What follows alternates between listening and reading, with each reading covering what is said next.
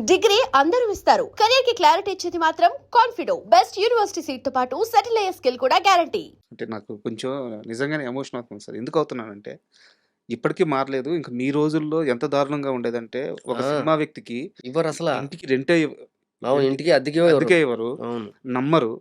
Even అవును. Star అయినా సరే దగ్గరికి రానివ్వరు. ఫోటో అవును. తీసుకుంటారేమో గానీ ఆ! పక్కన పెట్టుకోరు. పెట్టుకోరు. అవును. అలాంటి రోజుల్లో ఒక ఎస్టేట్‌ని హ్మ్. చూసి ఒక్క రోజులో జడ్జ్ చేసి ఇంటికి మరి అల్లుడిని నిజంగా. చేసుకోవాలనుకోని నమ్మిన అవును. వ్యక్తి. అవును. ఫిక్స్ చేసి ఎళ్ళిపోయారాయన అసలింక దాని రెండో ఆలోచన లేకుండా. హ్మ్. సో, ఆయనకు మాటిచ్చిన ఇది ఉంటది గదా! ఇంట్లో వాళ్ళు గూడా గబుక్కుని అరే! ఆయన చెప్పారు మనం వేరే సంబంధం అవును. చూస్తే ఎలా అలాగా ఆయన మరి ఆ ఏ లెక్కన ఏం చూసుకున్నా మిమ్మల్ని ఎర్లీ స్టేజ్‌లో మిమ్మల్ని ముందే నమ్మిన అతి కొద్ది మనుషుల్లో మేబీ ఆయన ఆయన కూడా అయ్యుండొచ్చు. ఒకరు. ఆయన గూడా ఆయనే ఒకడు. ఆయనే ఆ ఒకరు. తర్వాతే మిగిలిన వాళ్ళందరూ నమ్మారని చెప్పాలి. సినిమా ఫీల్డ్‌లో గూడా అప్పటిదాకా నేను చేసిన ప్రయత్నాలేం లేవు కదా! బట్ ఒకటేంటంటే మన వర్క్ మనల్ని ప్రొజెక్ట్ చేస్తది ఎప్పుడైనా సరే. సార్. ప ప ఆడు పనోడురా అంటాం. ఏం చూసి అంటాం? హ్మ్. ఆడు పని చేసేటప్పుడు మనకు అర్థమైపోద్ది. ఇప్పుడు మనకు పని దొంగలు అది తెలిసిపోద్ది. అద్ పనోడు తెలిసిపోద్ది. అర్థమవుతుంది. అంతే అది. అది మనిషికుండే ఒక బలం. సార్. సార్ ఈ మొత్తం ప్రయాణంలో మొదటి సినిమా అవకాశం అంటే ఎలా వచ్చిందో మీరు ఇంతకుముందు చాలా సార్లు చెప్పారు. ఆ వచ్చిన ఆ క్షణంలో ఇది అంటే దీన్ని నేను హ్యాండిల్ చేయగలనా? లేదా? అని భయపడ్డారా? లేదు నేను కొట్టి చూపిస్తానని నమ్మకంతో ఉన్నారా? ఆ తొలి సినిమా ప్రయాణం గురించి కాస్త షేర్ చేయండి. నేను సినిమా గురించి ఎప్పుడు భయపడేవాడిని కాదు. సార్. సినిమా తీయగలనా లేదా?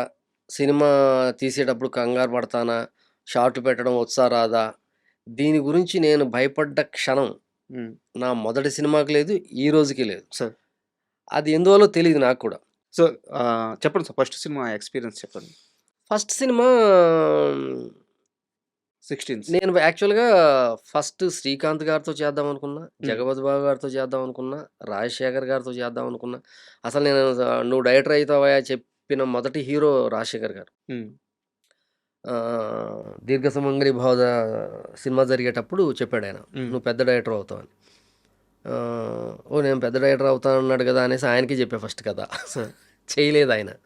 అంటే అవ్వలేదు. ఆయన చాలా బిజీగా చాలా యాక్షన్ సినిమాలు చేస్తున్నాడు. అవ్వలేదు.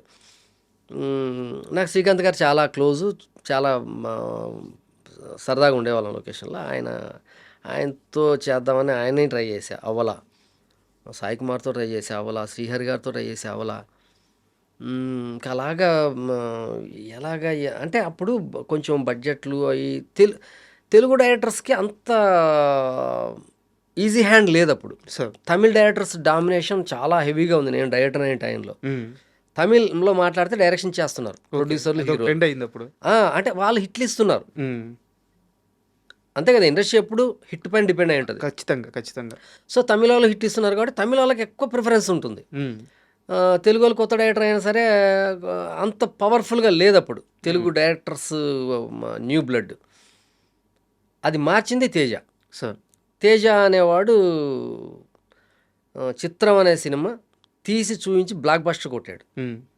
దాంతో తెలుగు డైరెక్టర్స్ పైన కాన్ఫిడెన్స్ వచ్చింది. తెలుగు కొత్త కుర్రాళ్ళు హిట్లు ఇవ్వగలరు అన్న ఒక చిన్న పాత్ ఓపెన్ అయింది. ఓపెన్ అయింది. ఆ తర్వాత సానాయాదిరెడ్డి గారు సార్. చిన్న సినిమాల్లో సినిమా కొట్టి ఆయన కూడా చిన్న రూట్‌కు అదే రూట్‌లో హిట్ ఇచ్చాడు. హ్మ్. అప్పుడు నేను రాసిన ఒక కథ 'సిక్స్టీన్స్'. హ్మ్. ఇంకా ఇక్కడ శ్రీకాంత్ గారు ఇట్లా అవ్వట్లేదు పనులు. ఆ కథలకి, ఆ బడ్జెట్‌లకి కుదరట్లేదు. వాటికి నన్ను యాక్సెప్ట్ చేయట్లేదు. ఎందుకో అంటే బడ్జెట్ ఎక్కువ ఇది బిజినెస్‌లు అన్నీ ఉంటాయి కదా! యాక్సెప్ట్ చేయట్లేదు. మనం కూడా ఒక చిన్న కథ రాద్దాం. హ్మ్. కొత్త వాళ్ళతో మనం ఎందుకు చేయకూడదు అని 'రాజా హిందుస్థానీ' అనే సినిమాని తిరగేసి మరగేస్తే 'సిక్స్టీన్స్'. యాక్చువల్‌గా అడగదాం అనుకున్నా మీరే చెప్పేసారు. అలాగా 'రెండు జల్ల సీత' అనే ఒక సినిమా నాకు అలా స్టోర్ అయిన సినిమాల్లో ఒకటి. హ్మ్. అప్పుడు నేను చూసిన సినిమాల్లో కొత్తగా ఫీల్ అయిన సినిమా అది. నలుగురు కుర్రాళ్ళు ఒక అమ్మాయిని ప్రేమిస్తే, ఈ అమ్మాయి చివరిలో నలుగురు కుర్రాళ్ళని కాదు నేను ఇంకొకరిని ప్రేమించాను అని చెప్పే సినిమా 'రెండు జల్ల సీత' చాలా బాగుంటుంది సినిమా. ఈ నలుగురు కుర్రాళ్ళు కలిసి ఆ అమ్మాయికి పెళ్లి చేస్తారు. హ్మ్. బ్యూటిఫుల్ స్టోరీ అది. అది ఫుల్ ఆఫ్ ప్యాక్డ్ ఎంటర్టైన్మెంట్ మళ్ళీ ఇంత మంచి పెయిన్ ఉంటుంది ఆ సినిమాలో. ఇట్లాగా ఈ 'రాజా హిందుస్థాన్‌కి' ఆ 'రెండు జల్ల సీత'ని కలిపి హ్మ్. ఇట్లాగా మీరు నేను ఎలా మాట్లాడుతున్నామో ఒక ప్రొడ్యూసర్‌కి కథ చెబుతూ కథ లేదు నా దగ్గర అసలు 'సిక్స్టీన్స్'. ఓకే. ఒక చిన్న 20 లక్షలు 30 లక్షల్లో ఒక కథ కావాలని ఒక వ్యక్తి అడిగితే ఆయనకు చెబుతూ కథ పుట్టి కథ లేదు పిలిచాడు కథ ఏం చెప్పాలి అంటే ఇట్లాగా నలుగురు కుర్రాళ్ళు ఒక అమ్మాయి ఈ నలుగురు కుర్రాళ్ళు అలా వెంటపడ్డం మామూలే కదా. నేను వెంటనే నేను కథ చెబుతూ కథ ఆలోచిస్తున్నా. నలుగురు కుర్రాళ్ళు కాలేజీ కుర్రాళ్ళు, ఒక అమ్మాయి అమెరికా నుంచి వచ్చింది రాజా హిందుస్థానీ, ఈ నలుగురు కుర్రాళ్ళు 2 జల సీత, వీళ్ళు ప్రేమిస్తున్నాను అని చెప్పంగానే ఆ అమ్మాయి 2 జల సీత ప్రేమించట్లేదు అని చెప్పింది. ఎందుకు? ఆ అమ్మాయి వేరే అబ్బాయిని ప్రేమించానని చెప్పింది. అది చెప్తే మళ్ళీ 2 జల సీత అవుద్ది కదా, అది చెప్పకూడదు. ఏం చెప్పాలి? ఈ కుర్రాళ్ళు ఏం అడగాలి? సో ప్రేమిస్తున్నాము అని చెప్తే రెగ్యులర్ అవుద్ది కదా, ప్రేమిస్తున్నాం అని చెప్పకూడదు. ఈ కుర్రాళ్ళు ప్రేమిస్తున్నాం అని చెప్పకూడదు అంటే ఏం చెప్పాలి? నీతో ఉంటాం ఒక రోజు ఒక నైట్ అని చెప్పాలి. ఇది కొత్తది అవుద్ది కదా, వేసాం. ఇప్పుడు ఒప్పుకుందనుకో, ఆ అమ్మాయి ఒప్పుకోలేదనుకో, మీరు అసలు కుర్రాళ్ళ అసలు దాంట్లో డుష్ అందనుకో, ఇది కొత్తది కాదు పాతది. సో కొత్తది ఏదేంటి? ఆ అమ్మాయి ఒప్పుకోవాలి. ఒప్పుకుంది, ఇంటర్వ్యూషన్ అన్నాను. వెంటనే లేచి షేక్ హ్యాండ్ ఇచ్చాడు ఆయన. చాలా బాగుంది కదా. ఇప్పుడు ఈ కుర్రాళ్ళు రియలైజేషన్ అవ్వడం, అదే సినిమా అన్న కథ అన్న ఓకే కథ, సినిమా చేద్దాం అని చెప్పాడు. కానీ నేను కథ వేసేసరికి ఇంకా ఆయన చేయలేకపోయారు. అలాగా సినిమా అవ్వకపోతే సడన్గా అప్పుడు నాకు పెళ్ళి అయిపోయింది, పాప పుట్టింది, కృష్ణాడి దగ్గరికి పనిచేయట్లేదు. అదే డైరెక్టర్ అవుదామని వచ్చాం కదా, అయ్యప్ప స్వామి మాలేసా. డైరెక్టర్ అవ్వట్లేదు, 1.5 year అయిపోయింది, అవకాశాలు రావట్లేదు, ఫ్యామిలీ, పాప, ఇంట్లు చాలా టైట్ అయిపోయింది.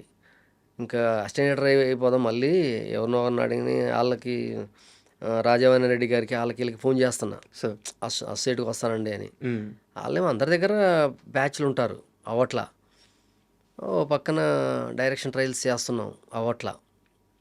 తర్వాత తమాషా, ఈ హైదరాబాద్ జూబ్లీహిల్స్లో ఎవడన్నా కోటీశ్వరుడు బంగ్లాలు తెలిసిపోతాయి కదా మనకి, అలా పెద్ద పెద్ద బంగ్లాలు ఉంటే ఆటో వేసుకుని వెళ్ళిపోయి చెప్పేసేవాను వాళ్ళకి, సార్ మీరు ఏమైనా ప్రొడ్యూసర్లు కాదా అవునా కాదు, పెద్ద బంగ్లా ఉంటే డబ్బులు నోడే కదా, 30 లక్షలు పెట్టి సినిమా తీయడానికి చెప్పేసేవాడిని. చాలా మంది ఇళ్ళకి వెళ్ళి చెప్పాను అలాగే నేను. చెప్తే లేదండి మేము సినిమా తీయాలనుకోవట్లేదు అని వాళ్ళు అంటాం. మళ్ళీ ఇలా తిరుగుతున్న టైంలో అయ్యప్ప స్వామి మాలేసాను. ఐ థింక్ ఫస్ట్ టైం వేసాను నేను అప్పుడు అయ్యప్ప స్వామి మాలేసి వచ్చాను. మాల తీసాను ఆ రోజే, మాల తీసాను. ఒకడు వచ్చాడు, దొంతిరెడ్డి అచ్యుత్ రెడ్డి రమ్మంటున్నాడు అని. శ్రీనివాస్ అని రైటర్. అంటే నేను కథ రాసుకునేటప్పుడు సిట్టింగ్స్కి వచ్చిన కుర్రాడు. దొంతిరెడ్డి అచ్యుత్ రెడ్డి ఎవరంటే ఇలాగ చెప్పాడు. అంతకుముందు సినిమాలు ఫైనాన్స్ చేయడం, ఆయన ఓ సినిమాకి ఏదో చేయటం జరిగింది, ఏదో సినిమాకి ఆయన ప్రజెంట్స్ అనగానే ఇంకా వెళ్ళిపోయాం ఇద్దరం ఆటో వేసుకొని. బి గోపాల్ గారి ఇంటి పక్కన ఉండేది, ఆయనకి ఆఫీస్ ఉండేది. వెళ్ళిపోతే పైన ఇంకా ఏమైనా కథ ఏదో నీ దగ్గర బాగుందంట కదా ఏదో సినిమా అంటే, ఇంకా అప్పుడు టైట్ పెట్టా 16th అని. అవును సార్ అని కథ చెప్పా. కథ బాగుందా, చేద్దాం అన్నాడు. కానీ 30 లక్షలు చేస్తావా, చేయగలవా లేదా, ఇవన్నీ ఉంటాయి కదా ఇవన్నీ. ఇంకప్పుడు హీరోలను సెలెక్ట్ చేసాం, రోహిత్ని, ఈ నలుగురు కుర్రాళ్ళని. బడ్జెట్ లేదు మా దగ్గర, డబ్బులు లేవు. డబ్బులు అచ్యుత్ రెడ్డి దగ్గర ఉన్నాయి, కానీ ఆయన సినిమా నమ్మాలంటే ఆయన ఏం తీయట్లేదు. సో ఈ కుర్రాళ్ళ దగ్గరే 10,000 15,000 ఇవ్వండిరా, సాంగ్స్ రికార్డింగ్ చేస్తాను, సాంగ్స్ వినిపిస్తే ఆయనకి నమ్మకం రావచ్చు అంటే, వీళ్ళు తలా 10,000 5,000 వేసి హీరోల దగ్గర డబ్బులు తీసుకుని రోహిత్ 15,000, ఆడు ఒక 5,000, ఒక బట్టల షాప్ ఓనర్ని పట్టుకున్నాం, ఒక కుర్రాడు. వాళ్ళకి ఎయిర్పోర్ట్ పక్కన షాప్ ఉండేది, బట్టల షాపు. చాలా బాగుండేది, చాలా మంచి డిజైన్స్, కొత్త డిజైన్స్ తెచ్చేవాడు కుర్రాడు. ఆ బట్టలు కావాలి మనకి, 16th యూత్ఫుల్ కదా. ఆడికో క్యారెక్టర్స్ అని చెప్పేసి ఇస్తానని చెప్పి బట్టలు ఫ్రీగా కొనాలని అడిగా. వాడు బట్టలు ఫ్రీగా ఇచ్చాడు. Rohit I think 15,000 ఇచ్చినట్టున్నాడు. ఆ 15,000తో రికార్డింగ్ చేశా. 16th దేవుడి వరం అందిస్తే తర్వాత ఒక 4 పాటలు రికార్డ్ చేసాం. నాకు తెలిసి 16 పాటలన్నీ 25,000లో రికార్డ్ చేసాం. Super duper hits audio. మా ఆడియోనే నాకు తెలిసి ఆ రోజుల్లో 3 కోట్లు ఏదో వచ్చిందని అన్నారు. మనకు డీటెయిల్స్ తెలియవు కానీ అచ్యుత్ రెడ్డి గారు చేస్తానన్న తర్వాత ఒక 3-4 నెలలు చేయట్లేదు ఆయన. ఆయన ఏదో సీరియల్ ఒకటి కొన్నారు. సుహాసిని గారు అప్పుడు సీరియల్ ఏదో చేశారు, అది కొన్నారు ఆయన. అది డిలే అవుతుంది ప్రాజెక్ట్. దానివల్ల డబ్బులన్నీ అటు పెట్టడం వల్ల మళ్ళీ ఇటు డిలే అవుతూ వచ్చింది.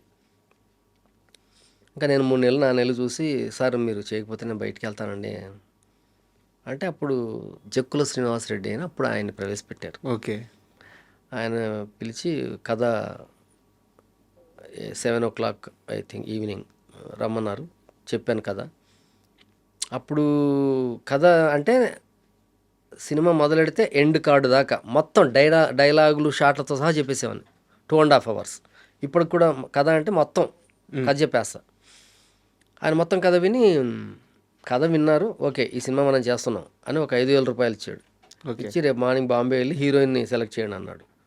ఐ థింక్ మంగళవారం అనుకుంటా, సోమవారం మంగళవారం అది. డబ్బులు ఇచ్చారు. ఆ రోజు రాత్రి మరుసటి రోజు రాత్రి వెళ్ళిపోయాం, బాంబే వెళ్ళిపోయా. వాళ్ళు సుష్మా కౌల్తో మాట్లాడారు. సుష్మా కౌల్ ఇంటికి వెళ్ళాము. గురువారం అనుకుంటా అక్కడ ఫ్లైట్ ఎక్కి, ఫస్ట్ టైం ఫ్లైట్ ఎక్కడం. వెళ్ళేటప్పుడు మళ్ళీ బస్కే వెళ్ళాను నేను. 5,000 ఇచ్చారు కదా, బస్సులోనే వెళ్ళి వచ్చేటప్పుడు హీరోయిన్ ఫైనలైజ్ చేసిన తర్వాత ఫ్లైట్ టికెట్ వేశారు. జక్కుల శ్రీనివాసరెడ్డి గారు కూడా వచ్చారు. వచ్చి చూసి ఆయన నేను కలిసి ఫ్లైట్లో హైదరాబాద్ వచ్చాం. గురువారం వచ్చాం, శుక్రవారం అనుకుంటా, ఐ థింక్, నాకు గుర్తులేదు. షూటింగ్ స్టార్ట్ అయిపోయింది. షూటింగ్ స్టార్ట్ చేసాం. డైరెక్ట్గా హీరోయిన్ రావడం, షూటింగ్ స్టార్ట్ చేసేయడం. ఈలోపు అచ్యుత్ రెడ్డి గారు ప్రొడ్యూసర్గా ఉండగానే ఈ కుర్రోళ్ళందరినీ సెలెక్ట్ చేసాం. రోహిత్ని, డుంబు అనేవాడిని, బట్టల షాప్ చెప్పాను కదా, బట్టల షాప్ అబ్బాయి, బట్టల షాప్ అబ్బాయి బక్కగా ఉంటాడు, కళ్ళజోడు పెట్టుకొని. సో వాళ్ళని సెలెక్ట్ చేసిన తర్వాత 5 కుర్రాళ్ళ క్యారెక్టర్ల ప్రకారం మళ్ళీ డైలాగులు రాసాను నేను.